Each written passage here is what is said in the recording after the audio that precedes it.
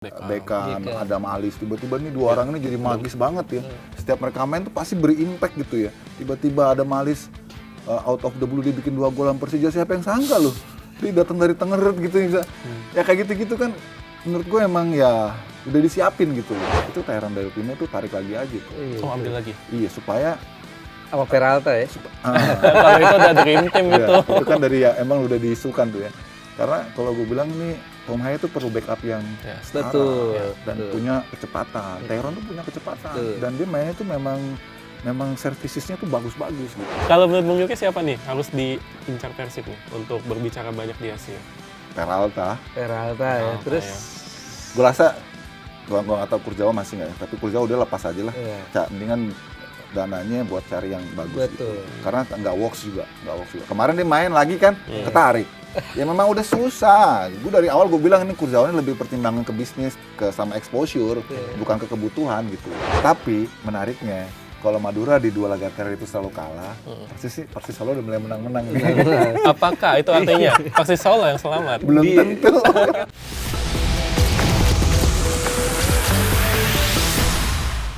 Bung Ais, Arsenal kan akhirnya memutus ya rekor ya. Kutukan dia itu hat-trick runner-up. Akhirnya dia juara nih akhirnya Liga Inggris. Nah di Indonesia, kalau misalnya Arsenal kan hat-trick runner-up. Kalau di Indonesia ada yang mau hat-trick juara nih. Siapa tuh? Persib Bandung. Pertanyaannya, bisa nggak nih? Karena masih ada 1 laga terakhir nih lawan siapa dia? Lawan Persijap Jepara. Bisa nggak nih jadi hat-trick juara nih? Nah, biar lebih lengkap, kita tanya aja sama pengamat yang kita udah datengin. Iya, itu adalah Bung Yuki. Halo. Selamat datang Bung Yuki. Sehat, Bang. Ini Persib nih mau seperti Arsenal nih, mau juara nih akhirnya nih. Pulangnya gede nggak sih pulangnya nih? Ya udah pasang tenda tuh kayaknya. Tinggal resepsi. Ya sebenarnya sih memang Persib ini terutama lawan Persija terus lawan PSM itu gue bilang udah kayak given ya. Karena itu benar-benar di luar dari nalar kita bagaimana mereka bisa overcome, apalagi lawan Bayangkara itu dramatis banget. Ini udah tangan yang di atas, maksudnya tangan Tuhan ini udah. Karena effortnya Persib itu mereka sifatnya hanya untuk bagaimana memaksimalkan ikhtiar mereka sebenarnya. Karena kan gol-gol itu last minute semua gitu ya yang PSM kita ya terutama yang PSM itu sih sampai tahan napas kita. Oh, ternyata di sini juga ada peristiwa kayak gitu ya. Biasanya kan drama-drama kayak gitu biasanya di level internasional yang udah tinggi kan. Ternyata kita juga menghadirkan persaingan yang sampai last minute kayak gini. Wah, itu takjub sih gue sih. Wah, kalau gini sih emang udah takdir Tuhan nih gue bilang nih. Karena mereka itu sebenarnya sudah sudah all out terus kelihatannya di ujung tuh mereka nggak bisa ambil 3 poin karena semua mereka udah upayakan, memang kuat banget PSM. Kita mungkin juga yang nonton sekilas, ini mah imbang nih gitu kan. Walau di sebelahnya juga imbang gitu kan. Tapi ini bakal lebih rame nih nanti di last lap-nya gitu ya. Ternyata ada magis terakhir itu ya, Julio Cesar tiba-tiba Barbanya nggak ada, Julio Cesarnya muncul gitu. Terus padahal mereka kan saat itu kalau boleh dibilang quote on quote dalam kondisi yang sangat kritikal gitu ya, karena nggak ada Bojan juga di bench, belakangnya juga nggak ada Barba, tengahnya juga nggak ada Lucho, kan kelihatan banget. Dan PSM kalau ketemu tim-tim gede, apalagi Persib double yang kita lihat bagaimana itunya ya, respon dari supporternya luar biasa itu kayak final itu, padahal PSM nggak punya kepentingan apa-apa tuh. Tapi itu menarik tuh, dari situ gue lihat ini mah udah memang jalannya gitu ya, udah jalannya memang. Mereka udah lewati semua fase dan ujian ya, bagaimana pada akhirnya ya memang tim yang paling stabil sih, yang bisa jadi juara. Dan Persib kan tuh musim ini ya tim paling banyak remontada tuh, ada 5 kalau lawan Dewa dia remontada, lawan Bayangkara yang paling gokil sih menurut gue. Dia udah ketinggalan 2 gol dan gue pikir udah kalah ya. Tapi bisa balik 4-2 loh. Luar biasa ya. Itu kenapa tuh Bang menurut lu Bang? Itu mentalitas ya. Kalau mentalitas itu kita nggak bisa pelajarin. Kita mesti alamin. Pemain itu ngalamin situasi-situasi kayak gitu. Akhirnya sudah terbentuk, terbiasa gimana secara feeling mereka bisa balikin gitu. Nah itu yang dimiliki Persib. Karena mereka punya pemain-pemain. Pertama emang timnya memang tim juara yang udah back to back. Jadi secara mentalitas, secara tim, secara unit mereka udah ada modalnya gitu ya. Dan yang ketiga, yang kedua karena pemain-pemain yang datang di musim ini juga punya mentalitas tinggi juga ya, yang levelnya jauh dibanding pemain-pemain lokal yang ada ya kayak Eleno Reinders, kemudian juga Tom Hai itu kan memberikan istilahnya booster ya, yang luar biasa. Nah kan kemarin kalau bukan Tom Hai itu yang kasih bola corner, mungkin bolanya nggak nyampe itu kan. Yang kayak gitu-gitu loh. Terus ya gue lihat juga pemain-pemain lokalnya itu ikut terbantu juga ya. Misalnya kayak Beckham, Adam Alis, tiba-tiba nih dua orang ini jadi magis banget ya. Setiap mereka main tuh pasti beri-impact gitu ya. Tiba-tiba Adam Alis out of the blue dia bikin 2 gol lawan Persija, siapa yang sangka loh. Dia datang dari Tangerut gitu bisa. Ya kayak gitu-gitu kan menurut gue emang ya udah disiapin gitu loh. Itu yang jadi modal Persib. Pertama mentalitas memang timnya, terus mentalitas pemain-pemain yang didatengin itu. Dan yang ketiga memang mereka udah ikhtiar secara all out di semua pertandingannya. Itu yang membuat mereka selalu stabil gitu. Dan sebenarnya kan musim ini nggak gampang ya. Nggak gampang. Karena kan Borneo awal musim larinya kencang banget. 11 laga menang terus, nggak ada seri-serinya. Dan Persib lagi agak turun tuh waktu itu di awal-awal kan karena fokusnya kepecah tuh sama Liga Champions Asia yang elit ya. Dan yang juga yang dua, bukan elit yang kedua. ACL 2. Terus juga Persib juga skuadnya kan juga ada bongkar pasang karena Ciro kan udah nggak ada, David da Silva nggak ada. Berarti kan transisi. Kenapa masih bisa dikejar dan akhirnya hampir tripit nih? Ya itu hebatnya pelatih lah, Bojan ya. Sehebat apapun lu punya pemain, kalau pelatihnya nggak pinter ngolah man manajemennya atau in-game manajemennya, jadi ngelola pemainnya, ngelola situasi pertandingan, itu kan perlu rencana yang precise. Dan itu Bojan udah sempurna menurut gue, komplit lah. Dia bisa bagaimana ngolah tim Persib quote on quote yang baru. Ya kan boleh dibilang musim ini baru gitu ya. 80% ya. Iya dibanding musim sebelumnya, dan itu kan nggak gampang kan. Terus apalagi tadi dikatakan Coro bahwa mereka juga main di kompetisi yang berbeda, ada ACL 2 dan sehingga membuat konsentrasi mereka agak terpecah porsinya kan, dan sempat drop juga. Borneo gitu juga kan. sempurna banget. Iya, sempat drop, tapi waktu itu gue ngomong juga di sini kan nih kalau Persibnya gagal di ACL 2 nih, mereka nggak tertahan nih karena semua full squadnya available semua kan. Dan itu yang terjadi menurut gue. Dan kalau Borneo sih memang ya mereka sih kurang stabil di tengah sih ya. Jadi saat mereka sudah 11 laga gitu terus mereka agak drop gitu. Borneo kan kayak gitu. Memang kadang-kadang ups down, ups lagi gitu ya. Arsenal ya. Nah, udah kayak gitu dah. Cuman Arsenal kan sekarang ada ujungnya ya. Ada ujungnya juara deh. Bedanya itu. Borneo kan masih nunggu ujungnya kapan gitu ya. Nah, itu juga sebetulnya yang gue ini juga sih mes juga ya. Mes dalam arti wah ini Borneo istilahnya bisa ngejar juga ya. Begitu pas di paruh akhir tuh, di paruh kedua akhir udah mulai naik lagi itu kan. Sempet unbeaten gitu ya sampai sekarang. Iya luar biasa ya. Jadi mereka juga punya mentalitas yang bagus. Gue juga salut. Ya cuman mereka beberapa kali slip dari tim-tim yang harusnya mereka bisa ambil. Ya tapi inilah kompetisi ya. Sama juga kayak Persib kan sempet dakdikduk juga begitu 2 kali ditahan sama Dewa sama Arema kan. Kan kehilangan 4 poin tuh kan sempet. Nah, sempet Borneo sempet masuk kan. Wah itu memang rame sih, memang rame. Musim ini gue pikir yang paling seru ya sepanjang Super League, sepanjang kita namanya jadi Super League itu, karena ini masih ditentukan sampai pertandingan pekan ke-34. Kapan terakhir kali? 2018 ya, waktu itu Persija sama PSM. Oh iya. Sampai pekan terakhir juga. Pekan terakhir. Yang Persija juara ya? Persija juara. Udah lama sekali kan, berarti udah Teko tuh ya? 6 tahun. Teko bener. Iya udah 6 tahun kan. Iya luar biasa. Gitu. Dan kalau kita lihat nih skuadnya Persib kan ya, dibandingin yang musim lalu ya, kalau di belakang bagus lah.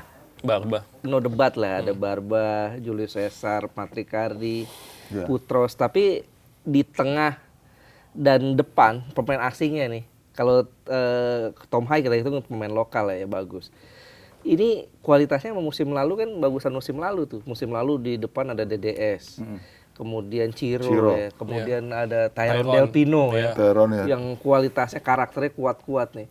Sekarang Endre Jung, Ramon Tangke, terus Berginho, William Barros yang inkonsisten gitu deh.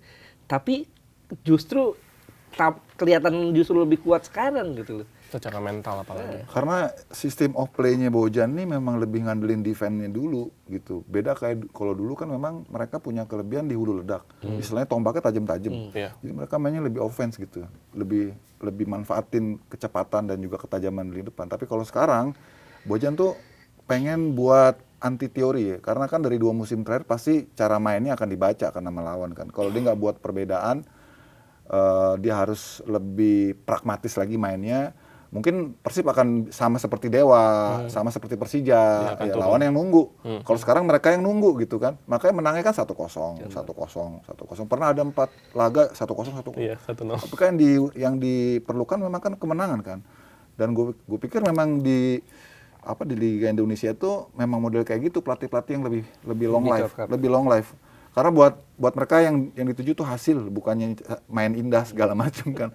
Kalau lo hasil lo nggak sejalan dengan cara main lo, ya buat apa juga. Kursinya panas, bentar-bentar ganti, ntar kayak Bali ganti gitu, kayak Persis Solo Gonta ganti gitu. Sampai Persebaya juga baru ketemu terakhir kan, dapetin Bernardo Tavares kan. Sebelumnya ganti mulu kan. Nah itu yang dan Tavares kan juga dulu warisannya gitu modelnya kan, defense, counter. Nah itu yang gue kira jadi salah satu keunggulan Persib musim ini ya. Jadi gue setuju sih, memang Persib itu problemnya lebih tengah ke depan, tapi lebih spesifiknya di depan sih ya. Memang Andre Jung udah bikin 12 gol ya, terus siapa namanya William Barros juga udah bikin berapa 8 gol apa kalau nggak salah. Ya kalau dari jumlah gol di rata-rata sih memang lumayan ya. Tapi ada game-game yang penting, yang besar membutuhkan mereka nggak muncul gitu loh. Itu yang nilainya berbeda gitu. Jadi seolah-olah ini gimana sih saat dibutuhkan mereka malah mendem gitu. Malah Beckham yang muncul, terus ada Malis yang muncul gitu, yang Berginho yang muncul, yang gitu-gitu yang membuat akhirnya lini depan dari Persib itu jadi kelihatan minor gitu. Memang berbeda kalau dibandingkan apple to apple dengan ketajaman dari Ciro, ketajaman dari DS, ya ini lewat ini. Cuma kan pasti Bojan juga mikir, ini mereka ini udah nggak muda lagi. Kalau mereka extend setahun lagi, mereka bisa compete nggak di ACL 2? Kan karena targetnya Persib kan sejujur-jujurnya kan memang di ACL 2. Mereka udah 2 kali juara di domestik, tujuan mereka masih domestik lagi. Kalau sekarang kan memang mau nggak mau karena memang udah gagal kan di ACL 2. Tapi sebenarnya target mereka tuh bisa naik di Asia gitu. Dan itu gue pikir oke gitu. Sebenarnya sih kalau gue yang ngeliat dari sekarang komposisinya, itu Tyrone Delpino tuh tarik lagi aja tuh. Ambil lagi? Iya, supaya sama Peralta ya. Kalau itu udah dream team itu. Itu kan dari emang udah diisukan tuh ya. Karena kalau gue bilang nih Tom Haye tuh perlu backup yang setara dan punya kecepatan. Tyrone tuh punya kecepatan dan dia mainnya tuh memang servisisnya tuh bagus-bagus gitu. Jadi jangan sampai nanti somehow gelandang Tom Haye-nya itu nggak fit atau nggak available, nggak ada yang bisa gantiin dia secara karakter ya. Kan umpan-umpannya dia tuh yang mahal tuh, yang nggak ada duplikasinya gitu. Kalau Tyrone mungkin, kalau Peralta beda lagi. Peralta tuh kan lebih ke sayap dia. Tapi dia bisa remote permainan tuh. Sebenarnya kan ide-ide untuk mendatangkan pemain-pemain bintang di musim sebelumnya pada musim ini, kalau kita balikin ke kemarin, itu kan sama kayak Dewa, diambilin Mesidoro, diambilin Jaja, kan sama kayak gitu model kan. Cuman pelatihnya kan masaknya kurang pinter menurut gue dibanding Bojan. Persib pun sama, setiap musim dia juara pasti Persib dikait-kaitan sama pemain bintang yang mungkin bisa melakukan reinforcement di tim Persib yang baru musim berikutnya gitu kan. Kan sekarang dihadirkan yang sama. Gue liat kemarin juga Umur ditanya-tanya gimana nih Maxwell, gimana nih, dikait-kaitin terus kan gitu kan. CDB, betul. Ya semua nggak selalu pemain yang bagus-bagus itu dalam pemikiran kita kalau didatengin, ini tim yang udah kuat akan jauh lebih kuat, nggak selalu juga. Kayak William kemarin kan, Marsilio ya. Iya Marsilio, karena lepas kan. Lepas. Sama kayak Dewa kan, investasi Dewa gede banget tuh. Udah datengin Mesidoro, Taise, terus siapa namanya Jaja. Terus tambah lagi kemarin ada Nick Kuipers juga.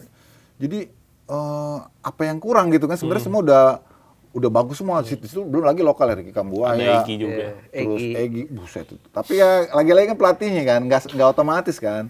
Dan itu juga di kita nih kan masih tradisi, fanatisme dan supporting dari fans itu ikut mempengaruhi juga. Betul. Antusias, spirit. Satu Jawa Barat itu yang kurang. Itu yang dimiliki Persib gitu. Dan itu yang nggak dimiliki Dewa. Kan Banten. Susah makanya. Karena kan tim itu kan tiba-tiba udah ada gitu kan. Tim tradisional sama tim bentukan kan beda. Gitu. Iya. Tapi tadi menarik ya, bahas soal Bojan Hodak. Jadi kalau misalnya ada satu pemain tidak cetak gol, muncul lagi yang lain, muncul lagi yang lain. Ini kayak Pep Guardiola di City nih. Ketika Haaland lagi mampet, muncul Semenyo, muncul Doku tiba-tiba. Cuma cara mainnya beda. Ya itu bedanya sih. Iya. Dan juga Bojan ini kalau seandainya Persib besok juara ya hari Minggu ya, Tinggal butuh 1 poin ya. tinggal butuh 1 poin. Ini kan berarti dia 3 kali beruntun nih, Iya, iya. Hat-trick ya. hat-trick. Terakhir yang bisa 3 kali juara tuh Teko ya. Teko 2 kali doang.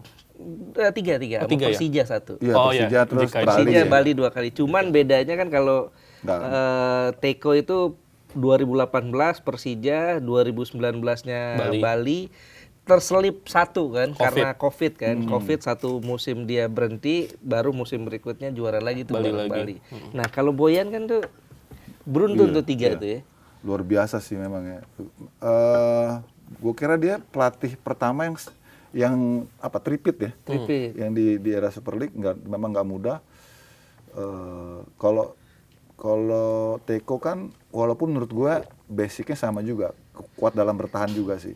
Dia menang 1-0 dia. Teko kan basic ya, makanya basicnya juga kan dia pelatih fisik kan Teko itu Fisik, kan. ya. Jadi memang lebih ke daya tahan, lebih ke endurance kan. Cuma sekarang di kita itu kan seringnya, makanya gini, kalau lu lihat Persib itu kan istilahnya ada slogan nonton Persib sampai habis gitu ya. Karena Persib tuh diesel, lambat gitu.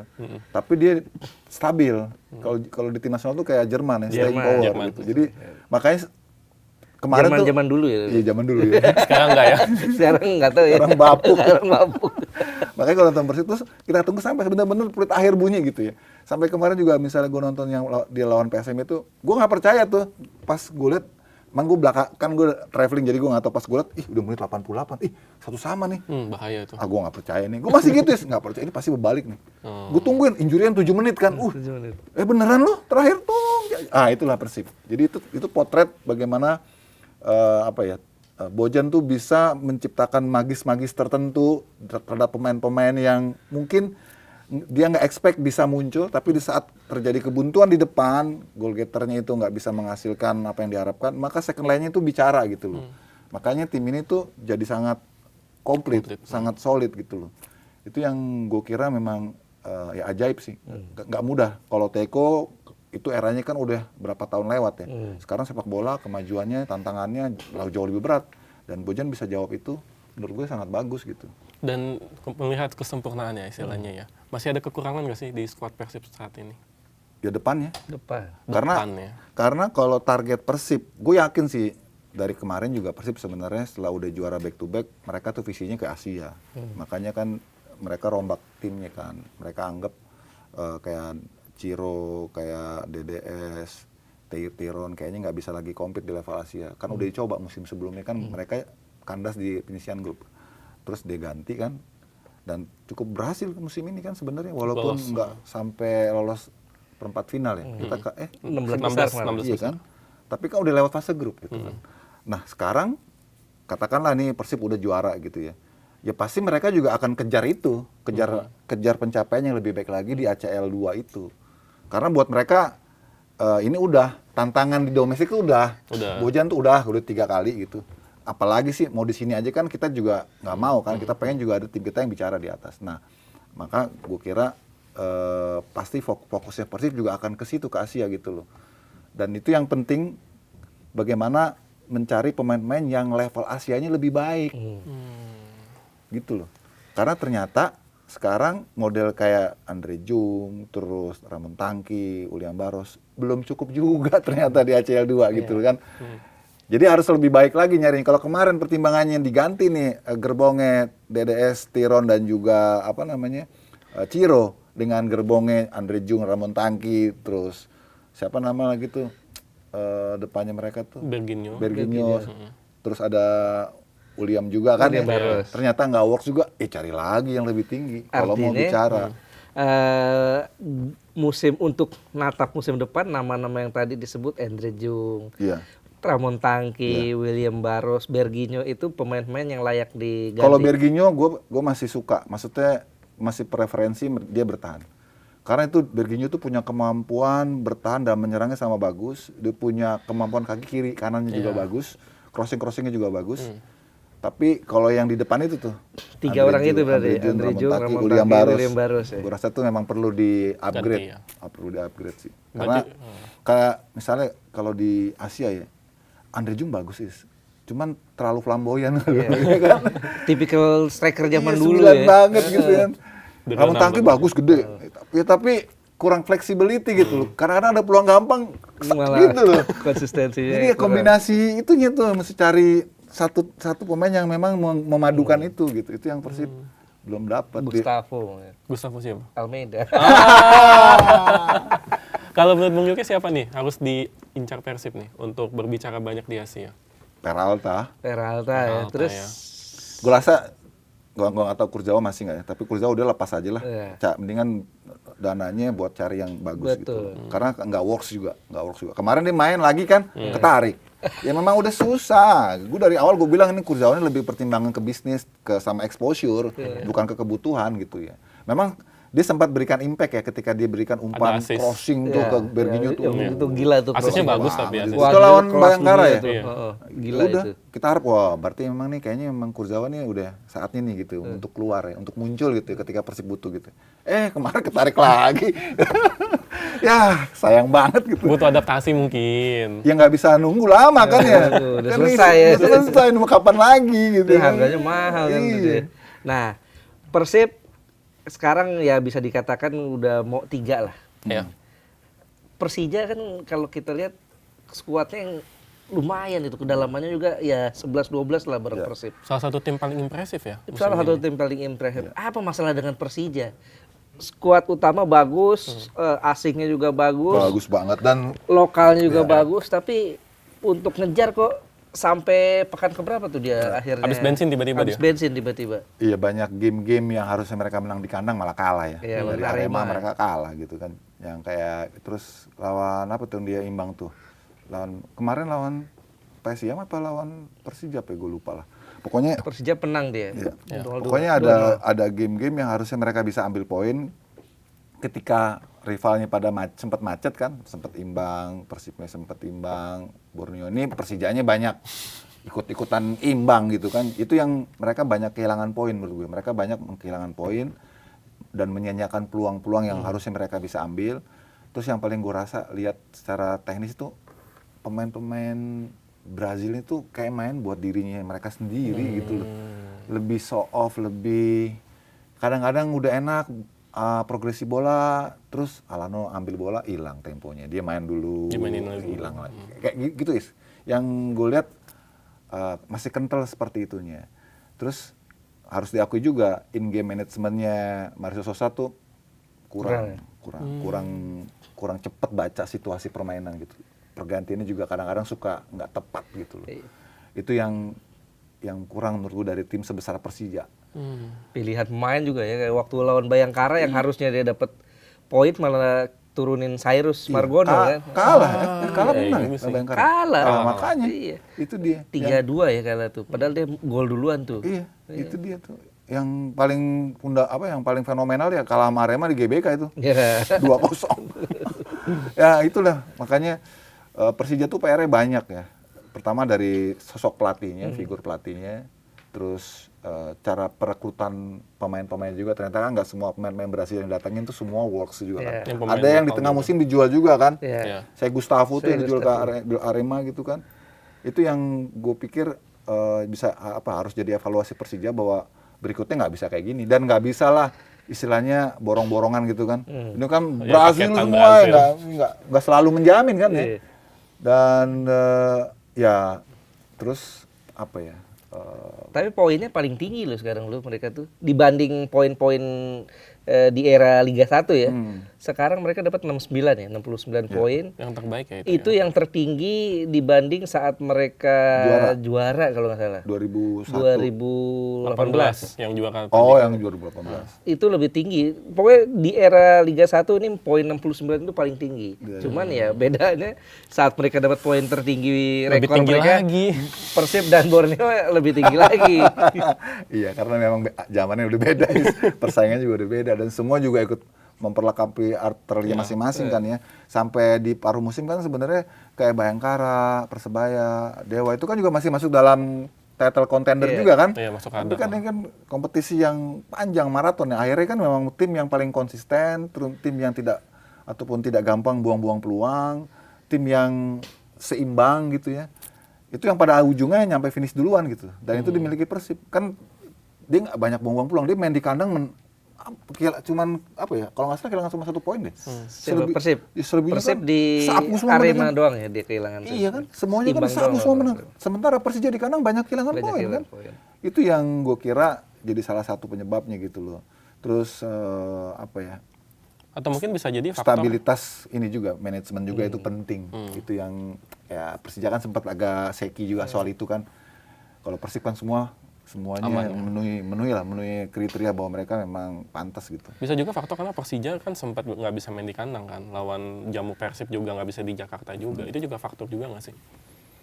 Ya itu salah satu aja sih, salah satu yang memang jadi kelihatan vokal karena terjadinya di ujung, di saat lagi genting-genting penting-pentingnya gitu kan. Tapi kalau Persija sebelum-sebelumnya bisa bungkus poin-poin yang harus dia bisa bungkus kan partai itu nggak terlalu penting juga jadinya kan. Kan setiap pertandingan itu kan cuma 3 poin. Nah masalahnya kan Persija banyak hilang poinnya kan sebelum-sebelumnya gitu loh. Jadi sehingga di partai yang kemarin jadi benar-benar heboh kan, gara-gara kita nggak bisa jadi tuan rumah misalnya gitu ya.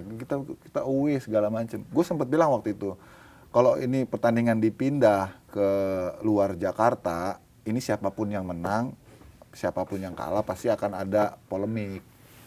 Kalau Persija kalah, polemiknya karena harusnya mereka ngumpulin duit, mereka buang duit, terus mereka keluar lagi gitu kan, traveling lagi gitu. Persib juga sama. Kalau Persib kalah pun juga pasti akan sama. Yuk kita nih udah siap konsentrasi di GBK, terus sekarang kita harus ya, selalu ada kan? Ada aja alasannya ya. Harus ada alasan. Makanya kemarin tuh gue sayangin sama pihak keamanan kita ya, pihak kepolisian kita, terus terang aja. Kita tuh masih hidup saat ini dalam fase-fase traumatik. Jadi kita tersandra sama rasa-rasa ketakutan bahwa ini akan ribut, ini akan chaos segala macam. Sehingga nggak akan pernah kita lompat dari situ. Gimana kita akan bisa mendapatkan industri yang sehat di mana semua penonton sudah guyup, sudah akur dan sudah teruji, sudah bisa dilakukan partai genting gitu. Kalau nggak dimulai dari sekarang, mau kapan lagi? Pasti berikutnya akan begitu lagi tuh. Sampai sekarang supporter masih belum bisa away kan? Padahal kan udah kan berapa tahun dari Kanjuruhan? Iya, maksudnya sebenarnya kan dengan kebijakan supporter away nggak boleh datang itu kan sebenarnya harusnya lebih memudahkan pihak keamanan kan.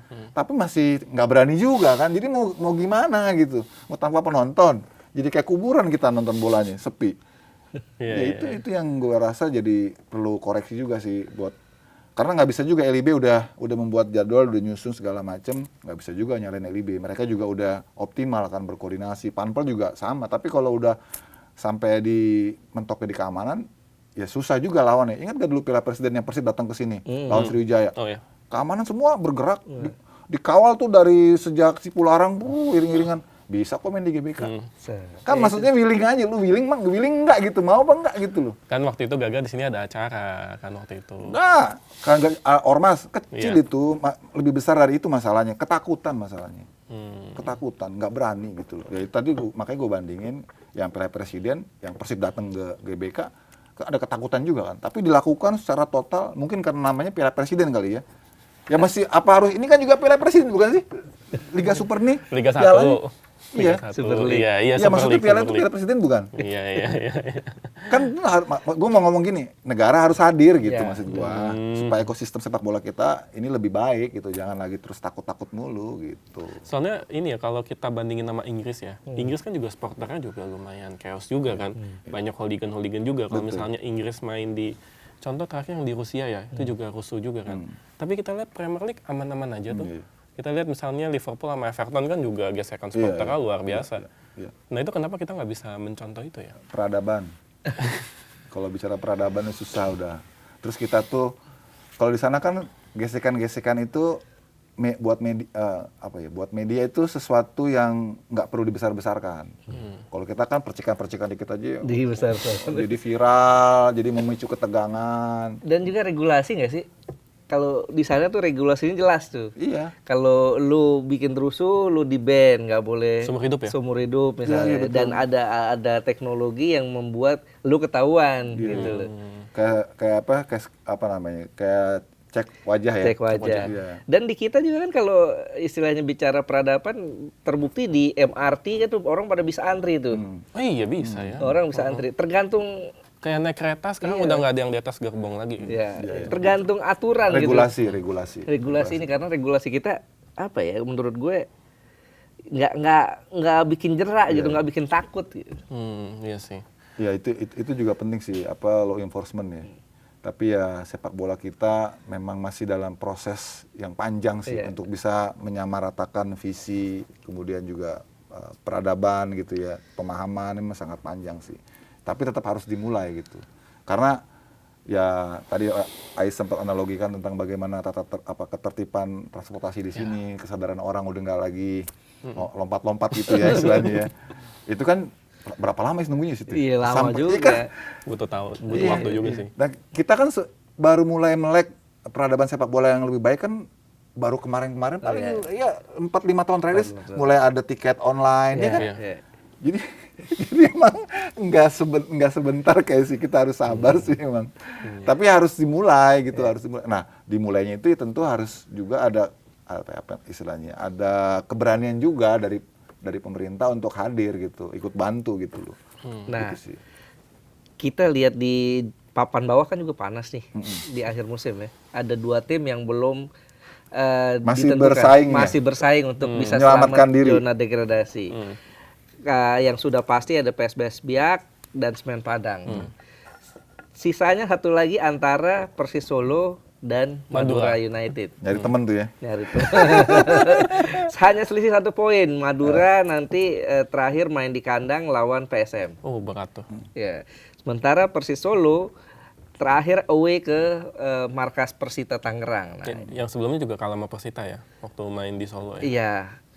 Nah, sekarang kira-kira siapa yang bakal selamat? Iya, ini sebenarnya kalau gue lihat dari trennya dua-duanya ini sudah nggak bagus juga ya, sudah nggak stabil ya. Tapi menariknya kalau Madura di 2 laga terakhir itu selalu kalah, Persis Solo udah mulai menang-menang. Apakah itu artinya Persis Solo yang selamat? Belum tentu. Kan dia imbang, terus terakhir menang kan. Dia menang lawan Dewa 1-0 loh. Iya, di Banten ya itu kan? Iya, di Banten. Away lagi menang. Sebenarnya kalau dari lawan 3 lawan terakhir sebelumnya gitu ya, kita lihat itu yang paling berat memang Persis Solo. Karena dia ketemu Persebaya, Dewa, besok Persita. Iya. Nah, kalau Madura tuh dia terakhir dia tuan rumah kan, lawan PSM ya. Yang PSM juga mungkin punya kepentingan ya. Nggak punya kepentingan, terus mungkin peak-nya udah selesai. Karena kemarin tuh dia abis-abisan lawan Persib Bandung loh. Itu kan juga menentukan periodisasi pemain juga kan. Nah, bukan nggak mungkin Madura nih setelah mereka kalah-kalah, mereka lihat mereka masih punya peluang untuk bisa selamat. Kalau mereka menang lawan PSM ya mereka bisa all out nanti di kandang. Nah, Persis Solo ini tergantung bagaimana nih. Soalnya Persis Solo ini juga sama. Persis Solo tuh kendalanya seperti tadi gue bilang di awal, ini termasuk tim yang paling rentan mengingat banyak pergantian pelatih di tengah jalan dan pergantian pemain. Mereka di putaran kedua tuh ganti total main asingnya loh. Nggak gampang gitu loh. Kalau kok nggak selalu ganti senjata yang dilakukan secara masif, terus kemudian bisa mengubah peruntungan. Nggak selalu gitu, apalagi posisinya udah di bawah nih, ngereknya kan berat juga itu, dan tambah lagi pemain asingnya kurang juga, gue bilang gitu. Dan akhirnya kan sekarang kececeran juga kan, uang udah habis banyak, sekarang masih terancam juga nih kalau Madura kan enggak, mereka emang pemainnya nggak banyak berubah kan, begitu aja kan. Jadi sebenarnya expect yang mau lolos tuh Persis Solo dengan mereka cuci gudang itu putaran kedua. Tapi ternyata sampai sekarang masih deg-degan juga mereka gitu loh. Jadi menurut gue sih ini masih 50-50 sih, masih rame sih. 50-50? Masih rame sih. Masih belum diketahui ya? Belum pasti sih, walaupun kalau lihat dari poin memang Madura unggul 1 poin ya. Tapi kan sama aja, terakhir itu kan Persis main di Tangerang, dan Tangerang juga nggak punya kepentingan. Nggak punya kepentingan, semuanya nggak punya kepentingan. Persis nggak punya jalan kecuali menang. Tapi kalau Maduranya menang, lu percuma juga menang 1000 gol juga. Tapi kan Persis Solo didukung Pak Jokowi kan. Ya dulu ya. Enggak, memang kemarin pas masih datang. Terakhir datang ya? Masih datang. Iya. Enggak, sebelum Pak Jokowi sering datang, sebelumnya juga Kaisang udah datang tuh. Ketika Persis Solo punya masalah pada tunggakan gaji 3-4 bulan gak dibayar segala macem, tim oleng gitu. Kaisang tuh sempat muncul dan ngomong kita sekarang hadir lagi. Gue masih ada kok videonya itu. Wah, gue bilang nih angin segar nih kayak bisa balik ya. ya ternyata kan nggak cukup juga ya, karena nggak selalu non tenis itu bisa menyelesaikan persoalan. Kalau faktor tenisnya lu nggak benahin, ini Milo nih pelatih yang menurut gue udah karatan gitu, udah lama, udah old school, didatengin lagi gitu. Kalau dulu zaman dia masih di Arema, masih di Borneo, dulu bagus. Sekarang sepak bola tadi seperti sering gue bilang kan berkembang terus, tantangannya, cara mainnya, terus taktikalnya, semua kan pada analisis jago-jago semua sekarang. Nah, Milo masih kayak begitu aja. In game manajemennya dia udah lewat, dan artinya kan nggak ada keseimbangan antara sokongan dari non teknis dengan teknisnya, area teknikalnya itu nggak nyampe, nggak ketemu gitu. Ya sama juga kayak sekarang akhirnya Solo gitu. 50-50. Kalau menurut lo, Bung Ais? Ya kalau kuncinya sih sebetulnya ada di tangan Madura sih. Madura. Tetap Madura ya. Karena kan 1 poin ya, dia unggul 1 poin. Kalau Maduranya menang ya selesai. Tapi tinggal gue nggak tahu ya apakah ada sisi-sisi non teknis yang akan memengaruhi kondisi. Dan itu selalu rame ya. Setiap akhir musim itu alih-alih fokusnya untuk berpolemik itu di papan atas, ini di papan bawah. Karena ini memperebutkan hidup mati kan. Selalu kayak dulu musim lalu kan sih Semen Padang kan ya. Di ujung-ujung kan juga kritis juga tuh. Juta. Iya itu kan non tenis juga kan. Tapi tahun ini nggak selama. Ya dia udah tahu tahun ini nggak ketolong, jadi nggak bisa selalu bonus terus habis nih duitnya. Itu sama Semen Padang kan juga ganti-ganti pelatih juga. Sampai terakhir KKIM sekarang udah kapalnya udah oleng ini, nggak bisa digendong lagi gitu. Tapi menarik ya, kalau misalnya Persis Solo selamat ya, bertahan di Liga 1, berarti musim depan ada tim yang didukung Pak Jokowi dan Pak Prabowo berarti. Garuda Yaksa. Ya. Ini menarik nih. Ya, dan itu akan menjadi beban yang berat untuk penyelenggara. Kok gitu jawabannya? Iya benar. Iya, kan ini suka nggak suka. Psikologis itu. Psikologis. Sekarang kan ada tim dari ex-presiden katakan, ada tim presiden, ada tim kejaksaan nih. Iya, betul. Ini semua perangkat semua nih. Ada polisi juga nih. Tentara yang udah nggak ada ya. Kebayang nggak lu? Tentara udah nggak ada ya. Kebayang nggak sih lu? Ada kepolisian, ada kejaksaan, ada kepresidenan gitu. Makin rame ya. Semua main di situ di Liga 1. Walaupun kagak ada niat ataupun tidak ada arahan, lu harus begini-begini dari mereka kan. Tetap aja perangkatnya kan, ya gimana sih? Iya kan? Dan itu udah jadi pembicaraan yang umum menurut gua. Makanya kan waktu pas final Garuda Yaksa lawan PSS Sleman di sana ya di Maguwoharjo, itu kan kenceng banget tuh teriakan-teriakan gitu kan. Yang mencibir gitu. Udahlah kalau negara ngawal aja gitu, nggak usah ikut kompetisi gitu kan. Karena emang tendensi-tendensi itu nggak bisa dihindarin. Nggak bisa dihindarin. Itu udah percuma kita ngomong baik hati-hati, enggak percuma. Pasti itu juga emang akan jadi fokus semua tim-tim peserta lainnya. Mereka udah masuk ke misalnya rapat besar gitu, udah punya ini sendiri kan. Ada batasan-batasan yang ya mereka udah ngerasa gitu. Sekarang aja kan gue yakin yang bersaing Persis dan Madura ya ada lagi orang yang deg-degan tuh. Siapa tuh? Ya bisa jadi penyelenggara. Aduh, degradasi nih gitu. Ada harusnya mempertemukan ya harusnya ya. Kan bisa jadi kan. Tapi sih kecenderungan Persis Solo menang sih besar. Iya, kalau gue sih tetap percaya Persis Solo yang selamat. Oh, Persis Solo selamat ya? Tapi kalau Maduranya nggak mau ngalah, mau ngotot, itu bisa beda juga. Kuncinya sih di PSM kayaknya. Iya betul. Kuncinya di PSM. Dan bisa aja PSM kongsian ya sama Madura ya. PSM mau nggak tetap ngotot nih? Atau dia mau ngasih ya? Kalau dia mau ngasih beda lagi tuh. Beda lagi tuh. Ya kan kalau di sepak bola tuh kan kelihatan di mata sih. Kalau kita kan sering main bola dulu ngelihat ini dia lepas apa enggak kan kelihatan ya. Pertama dimainin pemain cadangannya semua dulu. Kedua dia lambatin temponya gitu. Kan itu. Ya, itu biasanya. Tapi kan masih dalam koridor sportivitas. Enggak sampai sepak bola gajah enggak gitu. Enggak. Terus apalagi udah ada alibi kayak gue udah nggak ada udah punya alasan, gue udah nggak punya kepentingan. Kan juga sempat terjadi sebelum-sebelumnya kan kayak gitu. Nah, ini kan Liga 1 udah mau selesai nih. Ini satu topik yang juga menarik untuk dibahas adalah best player nih. Kira-kira menurut Peralta. Langsung cepat ya Peralta ya. Gue setuju loh. Peralta paling bagus lah ibaratnya. Meskipun dia gendong loh. Iya, meskipun nggak juara. Peralta bagus, pemain the best lah menurut gue. Lihat dari dari kinerjanya ya. work ethicnya gitu ya, work rate-nya, terus ketajamannya, terus mentalitasnya dia, dan influennya dia buat sama tim tuh besar banget. Kalau Persib kan unit ya, semua bagi rata tuh. Pemain-pemainnya bagi-bagi gitu ya, punya peran-peran yang setara gitu. Kalau di Borneo kan beberapa pemain aja ya, dan Peralta yang paling vokal gitu, yang paling besar gitu, value-nya gitu. Karena dia itu boleh dibilang kayak game changer gitu. Borneo akan berbeda mainnya dengan atau tanpa Peralta. Itu kan influence banget. Dan posisinya Peralta kalaupun nanti didapuk sebagai pemain terbaik, statistiknya mendukung banget. Jadi beralasan banget. Terus timnya juga di atas juga gitu. Masuk akal lah ya. Masuk akal gitu. Kalau Persib pemain terbaik dari Persib ya nggak heran juga gitu. Maksudnya ya wajar dia peringkat 1 gitu kan. Timnya pemainnya ditolong juga sama unit timnya kan. Tapi kalau Peralta ini beda. Peralta ini memang dia seolah-olah gitu ya. Seolah kayak ngegendong timnya sendiri gitu. Dia bisa meremote permainan tuh dari samping loh, bukan dari tengah. Dari samping tuh ngeremote nggak mudah loh. Biasanya tengah biasanya. Iya kan, biasanya kan selalu tengah kan, tengah atau striker kan, yang benar-benar vertikal ke gawang kan. Kalau dia kan dari samping ngeremote main, istilahnya gitu ya. Dia bisa inverted, dia bisa masuk ke dalam, dia turun ke belakang. Gue nggak tahu itu TSG yang nentuin ya. Karena kadang-kadang statistik juga cuma jadi bagian pelengkap aja, tapi ujung-ujungnya sih memang kualitatif, bukannya kuantitatif. Terus siapa Is? Gue sih Peralta.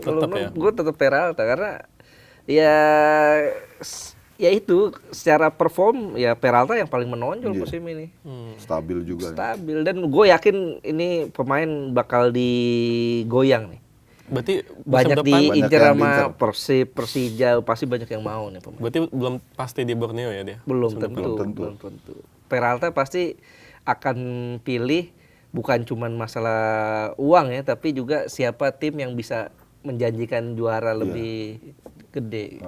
Prospeknya ya. Prospeknya. Iya. Cuma Borneo sih keren sih, mereka tuh paling sukses kalau datangin main asing. Dulu Pato ya. Kan mereka pakai ini katanya, pakai Moneyball. Yang kerjasama dengan aplikasi Rusia. Aplikasi Rusia itu. Katanya. Karena ya waktu itu Nabil juga sempat dalam podcast kan bilang budgetnya Borneo tuh terbatas. Jadi mereka harus kreatif, cari pemain harus pinter gitu. Terus mereka kerjasama sama aplikator analis dari Rusia, terus dari situ keluar tuh banyak statistik dan juga kecenderungan pemain tertentu. Kalau dengan sistem kayak gini, yang ini kayak cocok nih karena begini. Jadi lebih kepada intelijen ya. Intelijen. Dan hasilnya bagus kan, Juan Via. Ada Peralta. Ada yang ex Burundi ya, ex timnas Burundi. Ada yang timnas Suria juga tuh. Obieta. Bagus kan. Terus Kai Nunes. Terus siapa namanya? Juan Villa sih yang keren sih. Juan Villa keren. Shootnya dari jauh juga keren. Tambah lagi dia punya 2 double decker tuh yang tukang giling ya. Si Kei Hirose sama Rivaldo Pakpahan. Wow, dia giling terus tuh tengah tuh. Pakpahan nggak dipanggil timnas ya? Itu kenapa ya? Kemarin soalnya dia baru-baru habis cedera kan.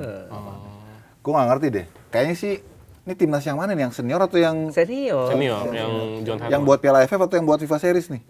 Ya FIFA Series kan udah selesai tuh. Yang AFF ini kan nggak dipanggil juga dia. Malah bagus sih. Sayang juga sih bagus. Dan harusnya kan bisa diproyeksikan untuk AFF kan. AFF kan kemungkinan Joey Pelupesi nggak bakal datang tuh buat AFF kan. Ya banyak lah itu pemain-pemain diaspora pasti nggak bisa datang karena AFF kan bukan agendanya FIFA kan. Nah kalau di Indonesia udah belum nih istilahnya penentuannya masih terakhir nih.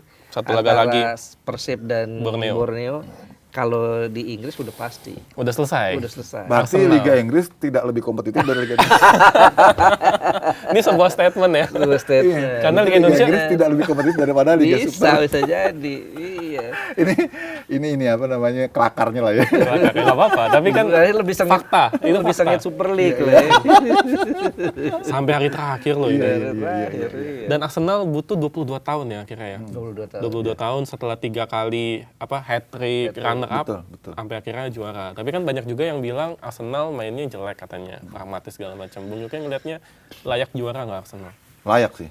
Jadi kalau dikatakan pragmatis iya. Kembali lagi sepak bola harus ada 2 mazhab ya, ada 2 kutub. Enggak dulu mungkin sepak bola banyak tim-tim yang tampil atraktif gitu dan berhasil. Tapi sekarang kecenderungannya tim-tim yang pragmatis yang berhasil.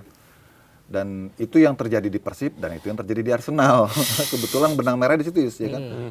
Arsenal itu dari 68 gol yang dibuat, 28-nya itu dari bola mati.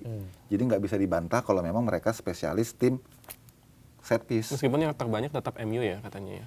Yang Ya, set piece tapi terbanyak. ya terserah deh, tapi MU kan nggak sampai di atas gitu ya. MU kan ketolong belakangan dinaik aja kan.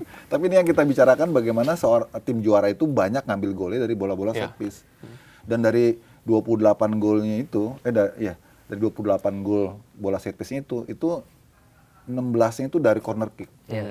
Jadi kan emang pragmatis banget.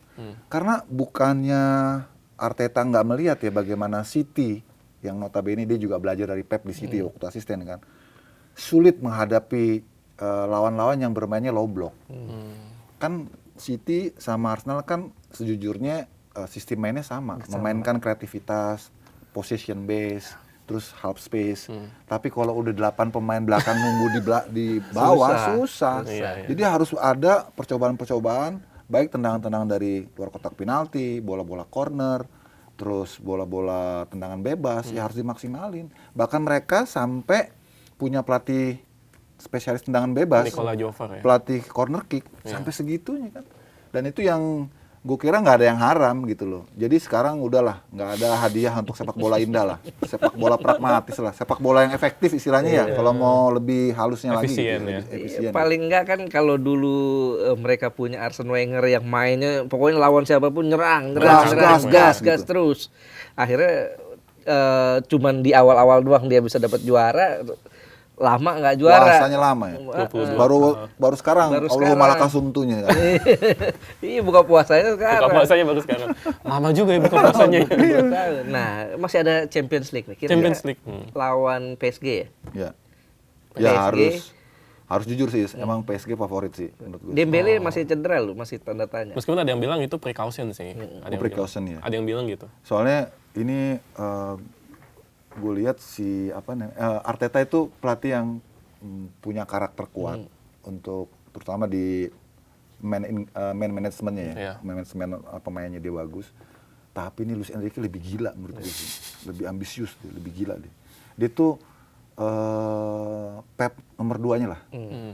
Pep itu kan sorry ya, sampai berpisah sama istrinya kan karena dia nggak ngurusin keluarganya Pep itu, ngurusin bola aja gitu, sampai kayak gitu. Bahkan ada luka sini katanya dicakar, katanya Kayak kena gitu, cakar. Sampai segitunya loh, dia ini bener-bener bola tuh buat dia memang kayak Tuhan nih gitu. Ini Luis Enrique juga gila juga sama, dan dua-duanya lulusan Barcelona juga lagi. Iya. Dan kan tahu kan bagaimana dia kalau meeting tim gitu ya, pakai layar besar, terus kalau nonton pertandingan di atas gitu kan ya. Kan bukannya di bawah, bukan dampingin timnya loh, tapi di atas nonton gitu, terus dia pakai HT gitu untuk kasih tau gitu. Itu revolusioner banget menurut gua. Walaupun sudah dimulai oleh Nagelsmann sebenarnya. Cuman yang proven berhasil di level tinggi juara itu PSG. Jadi menurut gua wajar kalau PSG itu difavoritin. Pertama dari faktor pelatihnya yang sangat detail, sangat luar ekstrim lah menurut gua gitu ya. Dalam bagaimana taktikalnya itu sangat presisi sekali. Terus mereka juara bertahan kan. Jadi itunya gitu. Sementara Arsenal nih, dia kan harus pick to pick ya. Sekarang dia pastikan dulu, udah pasti kan. Sekarang dia fokus baru ke ini UCL. kan itu pick to pick tuh nggak gampang ya. Mungkin kalau saat ini mereka tertolong karena mereka nggak perlu mikirin pertandingan berikutnya ya, karena udah pasti juara ya. Itu bonus lah ya. Tapi kan tetap pick to pick tuh. Ini juara gitu dalam fase yang beruntun. Gue nggak tahu kalau PSG udah duluan kali ya, jauh ya. Udah lama gitu ya. Sekarang mungkin fase mereka rebuild lagi untuk preparation ke final champion kan. Itu yang sedikit lebih menguntungkan menurut gua. Tapi kan PSG. Kalau misalnya Dembele absen, Arsenal diuntungkan loh. Enggak juga sih. Enggak juga ya? Enggak juga sih. Memang Dembele sangat penting ya. Tapi kalau gue lihat PSG itu lebih ke system of play-nya. System of play itu Kvaratskhelia, terus Hakimi, terus Vitinha ya. João Neves juga. Tapi Arsenal bisa belajar dari Chelsea. Apa tuh? Chelsea iya. Di Piala Dunia kan ketemu Chelsea. Oh iya, 3-0 ya. Itu ngamuk banget tuh si Luis Enrique itu. Karena dia udah sur banget bakal juara lagi kan, mau back to back kan. Ya itu, ya ada kan kadang-kadang hal-hal detail yang slip ya dari sebuah pertandingan final yang itu akhirnya jadi menentukan skor akhir kan. Itu yang bisa terjadi sama siapa aja. Kebetulan kemarin terjadinya sama PSG dan itu juga teori pick to pick tuh Abis juara champion pick lagi kan berat itu. Chelsea ini kan kuda hitam. Chelsea pick di situ, turun di sini. Pelatihnya bahkan dipecat ya pelatihnya. Chelsea itu kecepatan panasnya. Makanya kesininya keteteran. Sebenarnya kalau dia nggak ganti Maresca sih aman udah tuh. Minimal masuk Liga Eropa lah minimal. Sekarang berantem sama Bluko kan masalahnya. Itu dia. Itu juga yang terjadi sama Arne Slot. Lu ngomong kan soal Liverpool kan sama Salah kan. Itu juga salah satu alasannya. Gitu. Jadi kalau kembali ke champion ya kalau gue pribadi ya favoritnya sih tetap PSG. Bakal terjadi kayak musim lalu nggak sih yang skor besar sampai 5-0 itu? Atau bakal kayak game main catur? Kayak game main catur. Oh, dia ke situ ya. Lebih ke taktikal karena Arteta juga taktikalnya kuat juga.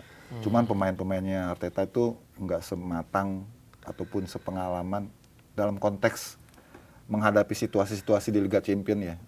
Kan bagaimanapun mereka ini kan juara semua nih, pemain juara kan ini kan.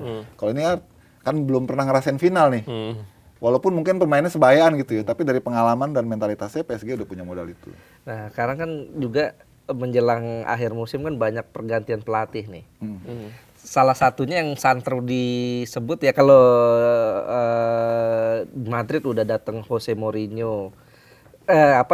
Direncanakan bakal diumumkan Jose Mourinho. Here we go lah, here we go. Kemudian Romano udah.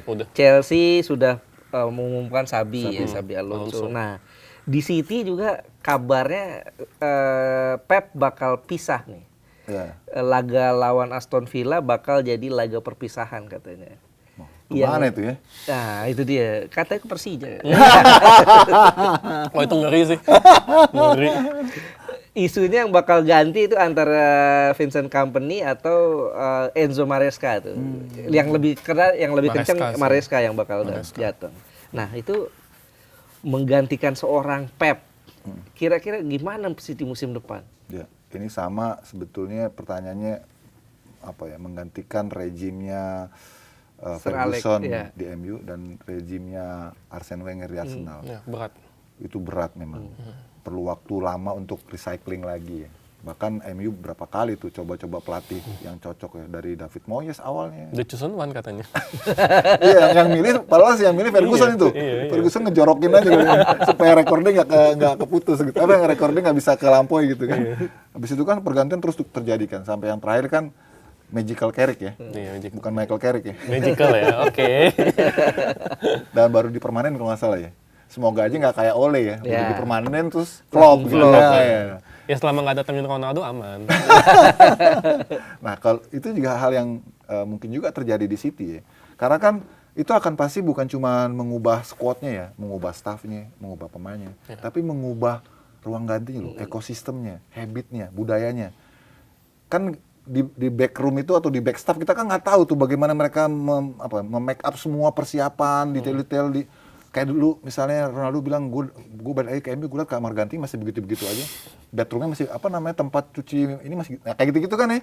Itu yang kadang kita nggak tahu dan bisa mempengaruhi semua mood dari tim itu gitu. Dan itu yang makanya perlu waktu yang lama ya. Kayak misalnya Chelsea menemukan siklus barunya itu, terus juga MU nemuin itu kan cukup waktu yang lama gitu. Terus City juga pastinya. Dan gue nggak tahu ya kalau gue sih lebih cocok sih itu siapa namanya Kompany karena dia pernah sama dan dia legend kan di City. Si ini kan pernah jadi asistennya Pep juga kan, Enzo Maresca kan? Iya pernah. Sama-sama nih. Tapi kalau dari sisi dia mantan pemain kan si Kompany kan sangat dihormati. Sangat kuat figurnya ya. Kapten juga dulu kan nih. Kapten. Itu yang gue kira sih. Dan sekarang Kompany tuh kalau lu lihat Bayern Munchen main, seksi lu. Kayaknya cocok gitu kalau untuk menerusin filosofinya Pep di City sih. Kalau Chelsea dengan Alonso bagaimana? Karena kan juga ini baru juga kan. Baru. Dan yang bikin bingung adalah Chelsea ini biasanya suka pecat-pecatin pelatih. Dan Maresca salah satu yang berantem sama manajemen. Alonso habis berantem sama pemain-pemain di Real Madrid. Ini kan kontradiksi nih. Iya, gue takut juga terulang lagi tuh, Sabi tuh. Karena Chelsea ini sejak nggak lagi dipegang sama Roman Abramovich tuh emang agak liar sih. Gampang goyang gitu ya. Terus nggak punya pathway gitu. Jadi tim ini tuh kayak roller coaster gitu. Makanya pelatih-pelatih yang di situ nggak pernah lama gitu ya. Abis dibawa kayak dulu lah misalnya, abis bawa juara champion tuh siapa namanya? Tuchel ya, terus sempat juara champion. Oh iya, waktu pas Roberto Di Matteo juga, Tuchel juga. Jadi nggak ada kesinambungan gitu ya. Nah, Xabi Alonso bisa nggak? Karena kalau gue lihat Xabi tuh memang lebih cocok sama pemain-pemain yang mediocre. Karena di Bayer Leverkusen juga kan bukan pemain-pemain grade A kan. Begitu dia ke Madrid, nah beda nih, Madrid itu semua raja semua gitu. Nah, Chelsea mediocre juga kan? Nah, maksud gue itu, masih mediocre? Enggak, maksud gue gitu. Maksud gue menghubungkan kalau mau dikatakan bisa, ya bisa. Karena Chelsea itu pemainnya itu bukan siapa-siapa. Karena Xabi tuh bisa berkuasa penuh gitu. Dia bisa atur, bisa pimpin lah secara penuh gitu. Dia legend, dia udah menangin sebuah gelar ya kan. Terus pemain-pemainnya Chelsea ini muda-muda terus ya nothing gitu loh. Beda kalau ke Madrid kan susah, lu harus jaga perasaan semua pemain bintang kan. Nah, repot. itu dia tuh. Repot gitu. Madrid Mourinho udah datang. Katanya biang keroknya tuh si Mbappe. Ada yang bilang Mbappe, Vini. Nah. Valverde sama Tchouaméni sampai berantem. tonjok-tonjokan. Sampai kejedot meja katanya ya, si Valverde. Iya, kejedot tapi dalam ya lukanya ya. Lukanya sampai harus ke rumah sakit kan. Nah, kira-kira datangnya Mourinho yang selalu bilang I am the special one, kemudian dia dikenal sebagai seorang pelatih yang tegas. Kira-kira bisa nggak benahin karut-marutnya ruang ganti dan Madrid? Dia datang sebagai periode kedua ya.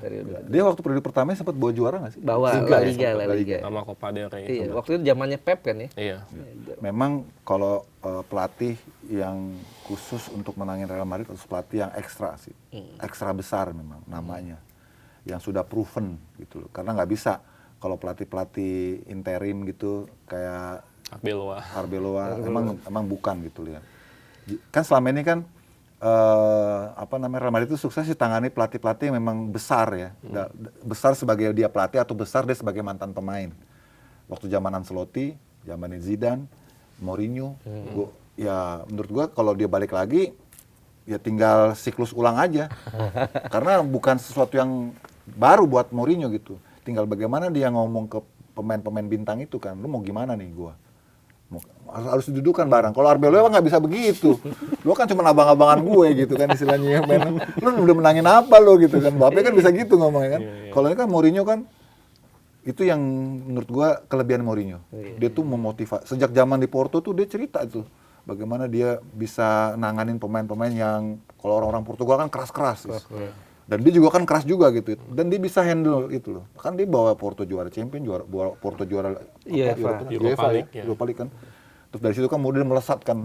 Jadi buat dia sekarang tinggal mengembalikan moodnya aja. Masalahnya Mourinho ini dalam masa prime nggak gitu kan. Karena udah lewat lama kayaknya. Old school kan dia. Soalnya terakhir di MU kan berantem sama Pogba kan. Itu juga yang dikhawatirkan. Dan Mourinho pernah buang dalam tanda kutip buang Raul di Madrid. Buang Raul, buang Iker Casillas. Dua legend loh. Ya kalau itu bisa dilakukan oleh Mourinho tapi kemudian Madridnya sukses akan ketutup itu. Oke-oke aja ya. Oke-oke aja masalahnya. Cuman kan di Madrid tuh nggak cukup lu juara La Liga, lu harus juara Champion. Itu yang belum dilakukan oleh Mourinho. Nah, kalau kita geser ke Italia. Itali, Inter udah juara. Nah, tapi ada beberapa tim tradisional yang masih kayak lu mau ngomong Juventus maksudnya lu gua ngomong gitu beneran. Lu ke bridging segala lagi. Soalnya mumpung ada Bung Yuki. Bung Yuki ini kan salah satu owner Juventus. Katanya sama si Agnelli itu udah gini. Udah gini, CS banget. Aduh, gue sedih deh kalau ngomong Juventus. Ini nyaris nggak lolos champion deh. Iya, nyaris nggak lolos champion. Karena posisi ke 5 apa 6 gitu. Iya kan? Saingan kita sama Roma Milan ya.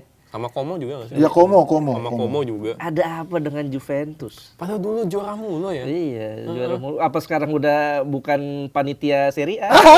Asem. Panitia Liga. Nih sekarang gue lihat deh, Juve tuh di peringkat ke-6. Tinggal 1 game. Poinnya sama Como. Como peringkat 5. Tinggal 1 game lagi. Gue lihat game terakhirnya. Dia kemarin tuh kalah 2-0, konyolnya tuh Juve tuh dari Fiorentina.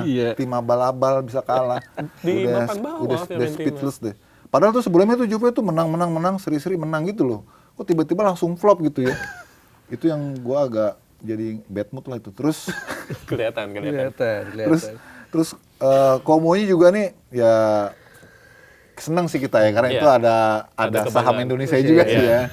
Tapi gue buat supporter Juve kesel juga sih. Ini Spalletti lah tadi kan. Ini bocah tiba-tiba di atas sih, kurang ajar bener nih. Cuman emang dia stabil sih. Kan sama strategi transfernya kan Moneyball juga kan. Dipakai aplikasi dan pengamatan analis yang lebih ke kualitatif gitu ya. Ya salut sih. Tapi ya itu tadi Juve, kembali ke Juve. Juve itu sejak ini bukan kasus Calciopoli kalau kasus Calciopoli kemudian kan dia masih bisa move on kan, bisa bangkit lagi kan, bisa menang beruntun lagi kan. Tapi ini kemarin ketika ketangkep neraca keuangannya itu yang pembelian siapa gitu ya. Iya, sempat bermasalah sampai ada pengurangan poin ya. Iya, karena ada yang ditutupin gitu. Akhirnya dia kena itu kan, kena kasus. Nah, dari situ tuh udah mulai tuh secara organisasinya tuh nggak stabil. Kacau. Akhirnya pembelian pemainnya juga jadi irit. Pemain-pemainnya juga pemain bukan grade B lagi, grade C gue bilang sih. Nggak ada yang benar-benar figur yang bisa jadi pemimpin gitu. Nggak ada predator ataupun juga vokal figur player yang kuat gitu. Sebenarnya gue kemarin berharap tuh sama Vlahovic ya. Tapi Vlahovic kan juga mulai mau disingkirin tuh kemarin tuh. Ini kan dia bertahan kan karena mau ngabisin kontrak aja kan. Jadi itu loh yang gue lihat udah kehilangan rohnya gitu. Sekarang Mikennya jadi pemimpin. Ya main Amerika susah terus. Siapa lagi? Locatelli. Aduh, Locatelli udah di Sassuolo di Milan udah upkiran ke sini gitu-gitu. Vlahovic juga katanya mau dilepas. Pasti dilepas itu. Dilepas. Sekarang andalan mereka pun juga rencananya mau dilepas juga. Conceição sama siapa namanya? Pemain Turki itu yang kecil. Yildiz. Wow. Padahal bagus itu. Iya, Yildiz bagus. Tapi itu harganya mahal. Mau dilepas supaya dia bisa belanja yang banyak. Lagi. Aduh, ini kok kenapa jadi kayak Ayak ya? Ini terakhir. Ini juga rame ya soal Piala Dunia terakhir. Dimana sempat rame karena Neymar akhirnya dipanggil ya. Iya. Dan tapi korbannya Joao Pedro. 20 gol di Chelsea ternyata nggak cukup nih dengan Neymar nih. Apa yang dicari Ancelotti dari Neymar di Piala Dunia? Untuk memenangkan hati masyarakat Brasil. Bisa jadi. Karena dia ngomong kan bahwa Neymar tuh punya pengalaman, dia bisa mempengaruhi teman-temannya, dia bisa jadi pemimpin di ruang ganti. Kan itu tadi Ancelotti itu modelnya gitu, pelatih senior itu pasti selalu ngandelin pemain senior seperti bagaimana dia untuk ikut bantu pegang ruang ganti. Joao Pedro bagus, tapi dari sisi teknikal aja. Memang dia progresnya kan lagi bagus kan, umur masih 24 tahun, udah bikin 20 gol ya. Tapi menurut Ancelotti gue juga bisa ngerti, yang model-model kayak Pedro tuh udah banyak di tim itu. Tapi Neymar ini punya additional value sendiri gitu, karena dia bisa bantu mungkin ya. Walaupun sejujurnya ini udah bukan masanya Neymar lagi, ini lebih karena lebih ke politis gitu sih. Ya udah cedera bolak-balik begitu, terus badannya juga gue liat ya udah beda gitu ya. Udah badan bapak-bapak. Iya gitu sih. Aduh, ini kalau kita ngobrolin terus nggak kelar-kelar nih. Kita undang lagi nanti. Udah undang lagi nanti. Ini udah waktu nih, udah terbatas waktu. Betul. Oke, kita tutup aja. Terima kasih Bung Yuke. Sama-sama. Oke. Coro. Kita ketemu lagi di episode mendatang. Bye-bye. Bye.